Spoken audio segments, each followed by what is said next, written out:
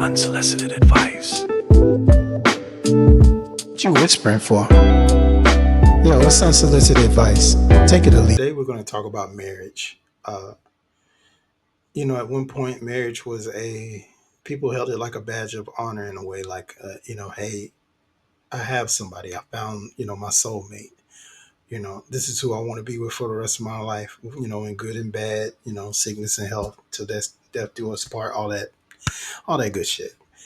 Um, this is 2024, and marriage is not necessarily what it should be.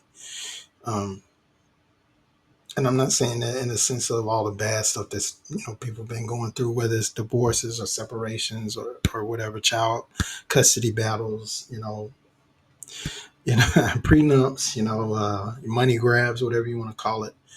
Um, it's not the same. And what I mean by that is people are smartening up to things. People are more educated. They have more information about things, and people are more concerned with their mental health and their overall happiness. With that being said, I just want to talk about a couple of things about marriage. What I found out was that marriage was, of course, created by man, but it was initially used to sire an heir, meaning to, procreate and have children to strengthen the bloodline. You know, uh, from there, it was mainly used to control women. Back then, they were handed off to men that they didn't want to be with. Sometimes for land, sometimes for like horses or cattle or uh, farm animals for for food and stuff like that, or some type of barter system. If I'll let you have my daughter, if you give me a part of your land or some horses or cattle or something, you know or you can have my daughter, and if I, as king of the throne, you're to marry my daughter, and we will start a new alliance or whatever, for all my Game of Thrones fans and people like that. uh, at one point, if you didn't sire a son, you know this was a big thing. If you didn't sire a son, they cast you away. you know you were you were ran off. You were deemed bad product almost. That's how they treated women. uh, Man also used to use this to deem women as their property. Go back and watch some of those westerns. They would hand off their 12, 13-year old daughter to some grown man. I mean, for y'all to seen Color Purple, they would hand them off to some grown man, just and all you would do is just take care of the house and watch the kids while he did whatever he did. That's what they were there for. It was an agreement between two men to hand that daughter off. And if you think about it, that was terrible.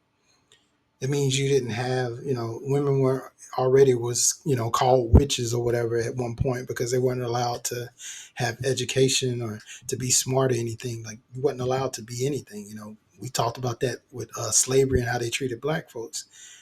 But women, um, during certain periods, were treated just the same. They weren't allowed to be educated. They weren't allowed to have a life of their own. They were treated as property.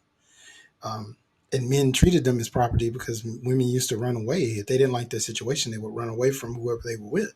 If they were married off to some man they didn't want to be with, the whole thing was to run away and go back to Prince Charming, whatever guy they really wanted to be with.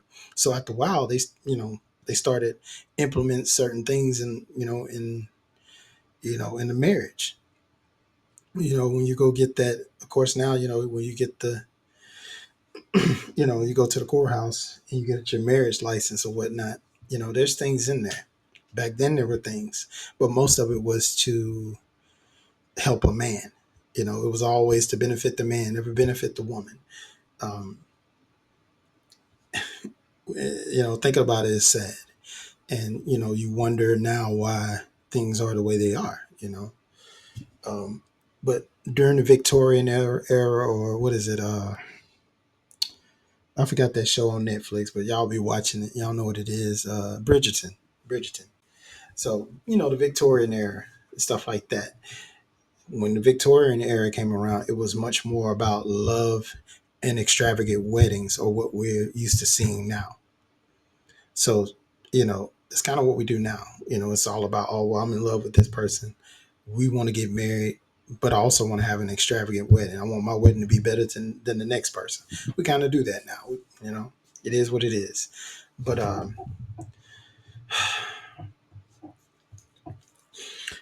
I kept thinking, like, what are some things that we could do to make it better? Because marriage is just not what it is anymore. There's way more divorces. There's way more divorces now. Um, People don't stay married for long. It's more like a grand opening, grand closing. You know, I've literally seen people get married, and then like a week married later, it was, oh no, well, no, we're getting a divorce. You're not finna tell me what to do. Oh, I'm not finna do this, or I'm not finna do that. Or you didn't tell me you had kids, or you didn't tell me your baby daddy was still living with you, or whatever. There's a lot of crazy stuff that you hear, but there's way more divorces now. People do not stay together for that long anymore.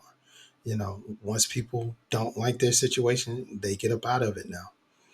And sometimes what some people do is they separate. So it doesn't mean that they've gotten a divorce. They just separate.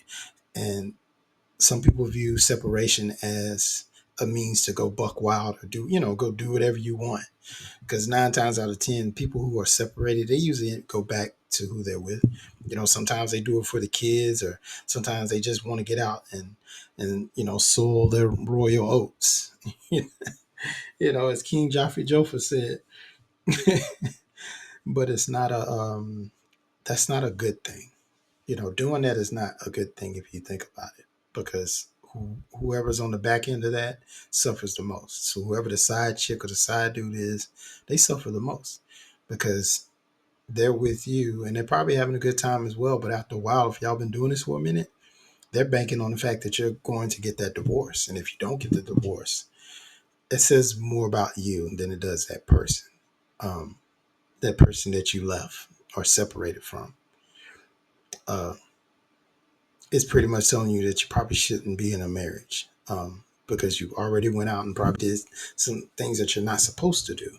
And who knows, maybe that, like I said, that guy, maybe, if you're separating from the guy, if we're talking about the ladies, if you're separated from the guy because he did you wrong and he's been out doing whatever he wants to do and you want to have fun too, or you're just tired of feeling lonely and not being touched or whatever, then yeah, I get it.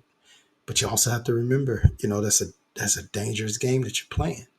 Um, and for the guys too, it's dangerous. As a human being, it's a dangerous game, because you chose to be married to somebody, and now that you realize that you're not either marriage material, or marriage is just not for you, separation is not a thing that you want to do, because all that's like you're just giving each other a hall pass, and you really don't want to.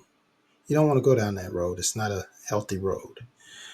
Um, what I was thinking was, and I talked to somebody about this before, but I was like, what if they treated marriage like a license? You can fall in love with somebody and be like, yeah, this is the person I want to be with. But what if they, you know, in the process of y'all being engaged, you have to sign up and have, y'all both have to have a personal therapist throughout the engagement, until all the way up to the marriage. Once you get married and you get that license, on the license it says it's good for 1 year.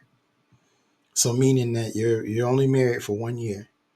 During that 1 year marriage, it's mandatory that you see the therapist for however long you're supposed to see the therapist, whether it's once a week or once a month or however it works. Um, but you see this therapist, kind of like a checkup, say, hey, how's things going? How's the marriage going? Are y'all working on this? Just somebody to help you through it, like a marriage coach. just to help you through the marriage. Make sure that y'all are paying attention to certain things.